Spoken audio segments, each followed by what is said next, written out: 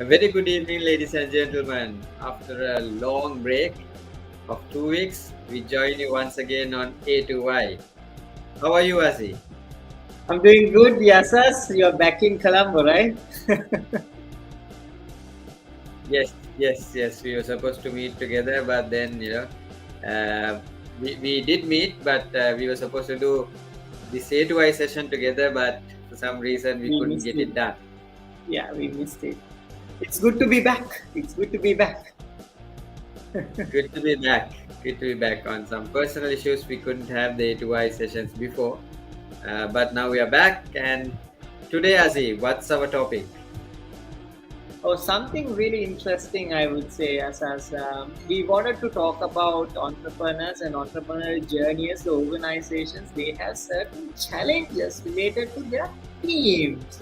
In fact, we also have faced, still facing, and definitely might face in future also. Right? So we wanted to have a chat about that topic and how you can actually inspire and encourage your team to aligning with your organizational visions and missions and goals. Brilliant. So, without any delay, let me just show the slide deck for today. It's how you align your team with your company's positioning. Because this is something we over and over, like Aziz said, we come across with entrepreneurial organizations where they find it as a challenge. Believe me, not it sounds very simple. It seems a no-brainer. However, when it comes to organizations, people do find this a challenge, especially entrepreneurs, find it a challenge to get the team aligned with how they want to position themselves and how they want to brand themselves. So that's why we thought we'll go ahead with this topic today, and we will have it more like a discussion. So if you have any questions, go in the comments section on Facebook, LinkedIn, or YouTube, and you can have a chat with us. And let's have an open conversation about what you feel about how a company should position themselves among the team members, because it's quite important, Nazir, right? When you talk about a team, your team or your employees are the direct representation of your organization. And if they don't represent your company's values, your company's perception or the branding, there's going to be a mismatch. And this is why we thought this topic is very relevant and it should be addressed. And that's why we'll be discussing this topic today. Correct. So let me move into the slide deck. Sorry, Azi, go ahead. Yeah. Just wanted to tell something as per can we also tell the audience or rather our friends who are viewing right now likely why we actually decided to talk about this topic? It was actually based Yeah, on we are ready. That's right. It's based on a discussion we had with one of our clients, because like in branding especially, it's quite important. It's been said that you should be able to tell about your company's services or what your company offers in a single line. And this is a challenge that many companies and many brands, including us, we always find, because one may argue saying like, if you can't say it in one line, then you don't know what your business is, right? But we personally find if you try to explain our company's position or positioning or company's what the company stands for in one line, it becomes very abstract. You can't really give a lot of information, especially if you're in a service organization. Now, example, if you take Coca-Cola as a beverage company, right?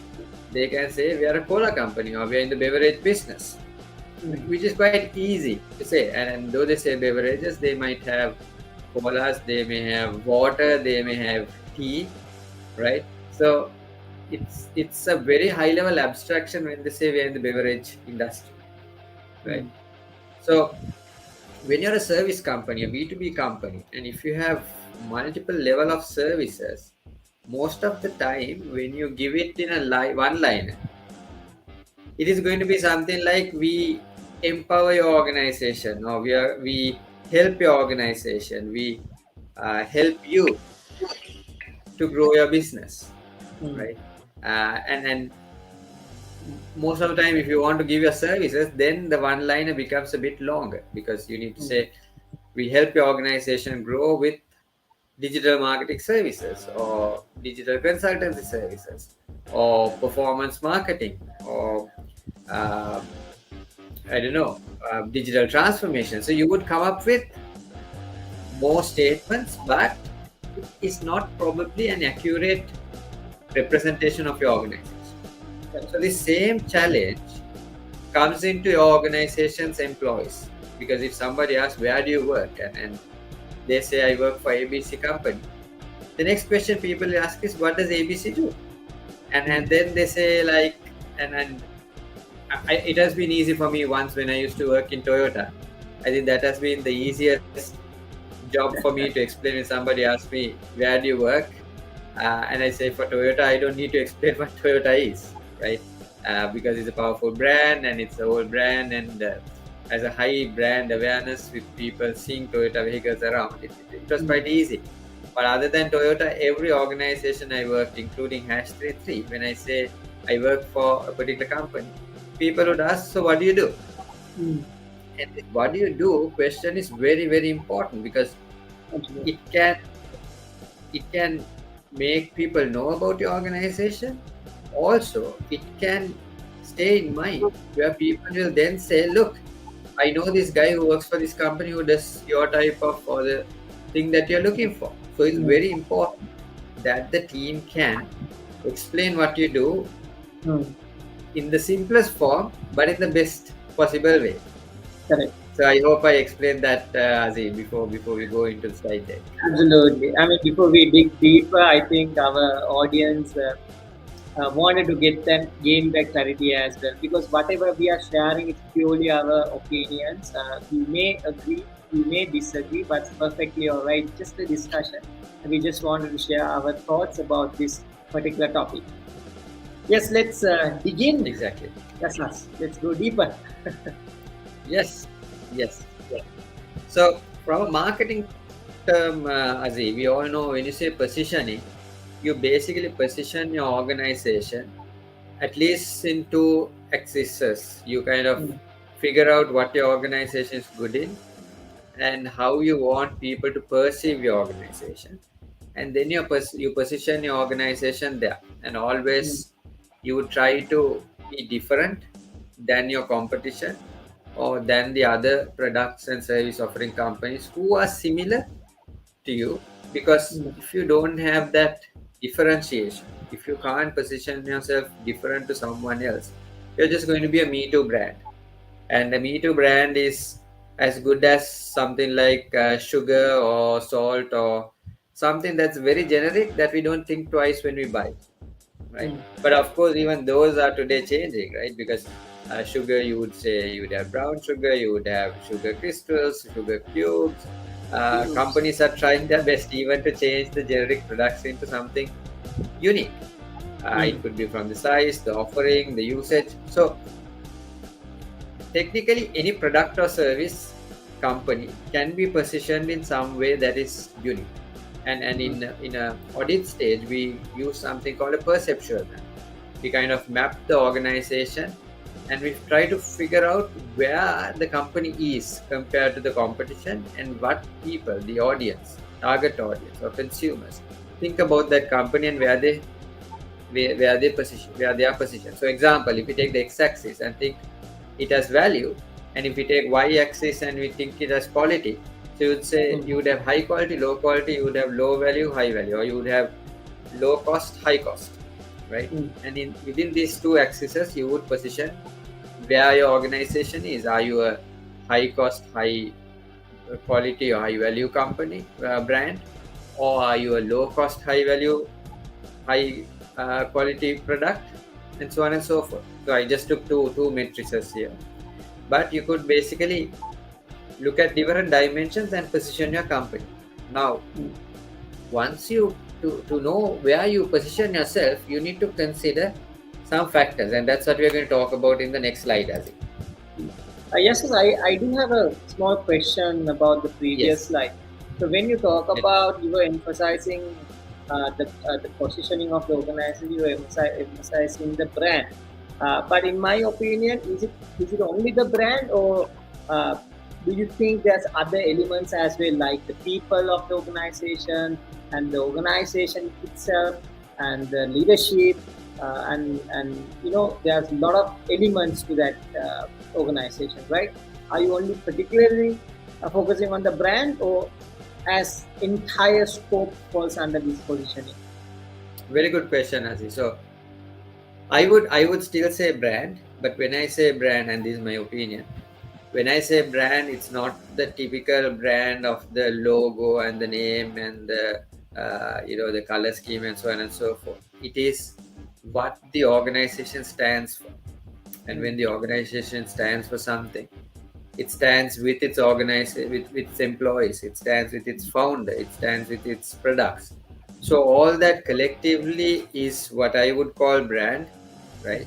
And when you talk about brand, or when you talk about questioning why it's important here, is because when you look at a particular organization, when you hear the name, when you see the employees, top of your mind, it should bring some recall, right? Mm-hmm. And if I, for an example, take some Sri Lankan brand, let's say Sigar, let's say Hemas, let's say Hales, let's say Sampath Bank, right? Now, when I throw these names, there are things that pops up in your head. One thing might be, okay, they're Sri Lankan. It can be maybe a conglomerate. It can be maybe a hopeless company. You never know, right? Because based on your experience, if you had some bad experience with one of these brands I mentioned, you will have a different positioning in your mind. You'll say like, oh, I will never buy from them, or you'll say I will always buy from them.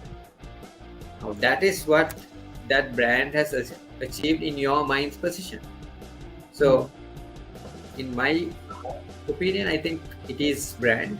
But when I mean brand, it's not just the logo, it's just not the name. It's that experience they've created among their target audience, or anyone who's interested, any stakeholder who's interested. I really like what you said. I hope I explained your question. Yes.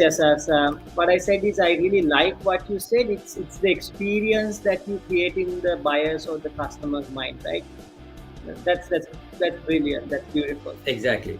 Right. So, just as in fact we have. And please, us, if you have anything to add on, just go ahead. 100%, yes. In fact, we have another couple of minutes to cover the topic. Yes. Probably we can continue it next week as well after we cover this slide. Or let's quickly take this, because I think we can try to manage to explain this. So, related to your question, as it makes sense. So, number one, unique selling propositions. What makes your product or service or your company unique to others? Okay. What are the skills your company's employees or teammates have? That creates a positioning. So, skills doesn't have to be technical skills. It could be customer friendliness. It could be how courteous they are. It could be how genuinely they want to help their customers. Because, example, when we consult for clients, we always put a large emphasis about building the skills of the employees, right, of our customers, because we always say they are the front line, they represent your organization. If they don't answer, especially on digital channels, properly, if they don't communicate properly, it's creating the bad experience. It's the same example I think I previously talked about, the security guard who doesn't speak to you courteously when you park in front of an organization. Many customers are lost just because the security guard, because the guy was very rude. The guy, I'm just taking the word guy because mostly we see male, just because they are not supportive, they are not helpful. In the same way, we've seen, like, I remember there's this down south, like, what's the name? Monis. Yes. Yeah, correct. I don't know most happiest security person. Employee. Right? Yeah, most Yes, happiest exactly. employee or most happiest security person. Like, he was named because he was so supportive. He's like out there, calling in customers, supporting them, being cheerful, being happy, and that became a unique selling proposition of that organization, right? So the USP or skills can be something that will help you position. Then of course you need to know who your target audience is, because if you don't know your target audience, again another common mistake we see in organizations, especially entrepreneurial organizations and even in enterprises where you have brand managers and marketing heads, sometimes they don't believe in their own brand, or they have a different positioning which is not what the real positioning is. Example, an employee or the brand manager of the company might be a Netflix consumer. He might be using an Apple phone as a phone. He might be driving a high-end vehicle, right? But his brand is catering to his or her brand is catering to the mass audience. But if he wants to think the way he's thinking, which we have faced in the past when we consult for clients, and he says like, look, this is what I consume, this is what I see. I see advertisements on these particular channels, these particular YouTube videos or YouTube channels. Why can't we have our brand there? He's not really putting himself in the target audience's feet.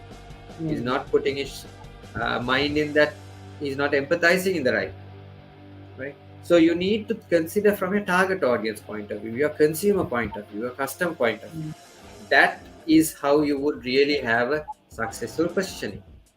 Then of course the brand story, your vision, your mission, your goals. Are you an organization that's in a sustainable mission? Are you an organization that has a goal to land on Mars if you're SpaceX, right? All that matters. It's the founder's goal sometimes, right? Taking the same example, Elon Musk always says like, or he used to say, and I believe he still believes in that one day he wants to die in Mars. That's his mission.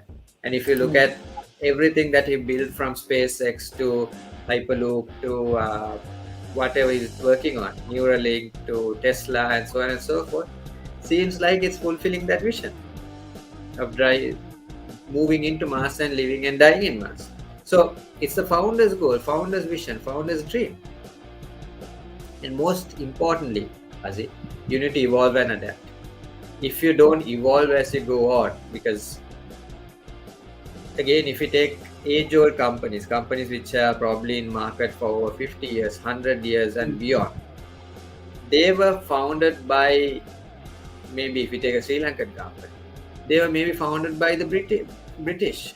And today the value stream is so different. Or it was founded by the grandparent, and now it's the grandson or granddaughter who's running the company. Example, very recently with respect to Mr. Merrill J. Fernando, who passed away, he created a brand, an international brand, Dilmah, which is probably on the top 3 brands of tea in the world, but purely made from Sri Lanka. So it was Mr. Merrill J. Fernando's vision. Now today, I know the 3rd generation is involved, and if they don't live up to it, or if they don't position it into the current situation, it's going to create a confusion among the audience.